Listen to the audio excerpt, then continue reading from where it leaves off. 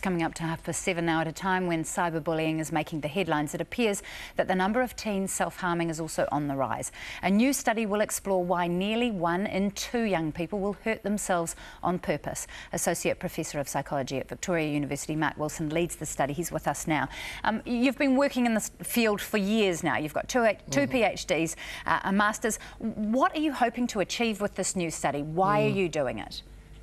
Well, really, the new study that we're about to start collecting information on is kind of the culmination of everything that has gone before it. So we now know an awful lot about the characteristics of young people and adults who engage in self-injurious types of behaviours. The trick now is to work out, of all these things that we know are associated with it, which are the things that cause it, which are the things that are going to help stop it.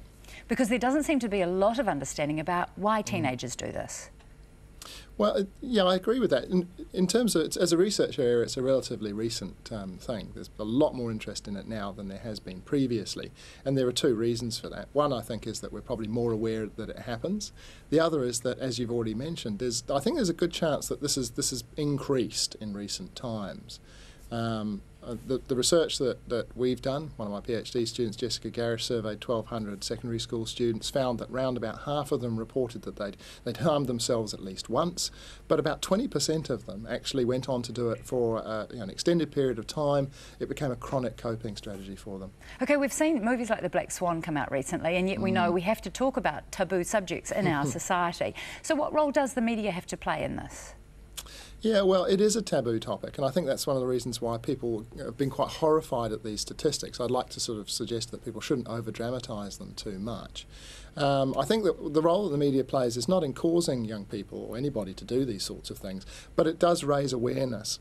So the more they see on television, for example, the more it becomes part of the smorgasbord of things that they might think that teens like them might do. And of course they talk to each other. There wouldn't be kids in our schools today who don't know someone who's done this to themselves. Can we look at a couple of the myths or ideas that are out there? The idea that boys or girls do it more. Is there a truth in that? Well, for a long time, at the early stages of this research, there was the belief that girls tend to do it more than boys. But I think that's probably an artefact. It's a reflection of the way that people used to ask the questions. And certainly in the research that we've done in New Zealand, we don't find any strong sex difference. And in fact, depending on where you're looking at, in fact, it can swing one way or the other, but it's not very different. All right, we're nearly out of time, but I want to say also there's talk about self-harm being linked to suicide, that pathway. You've found that's not necessarily the case.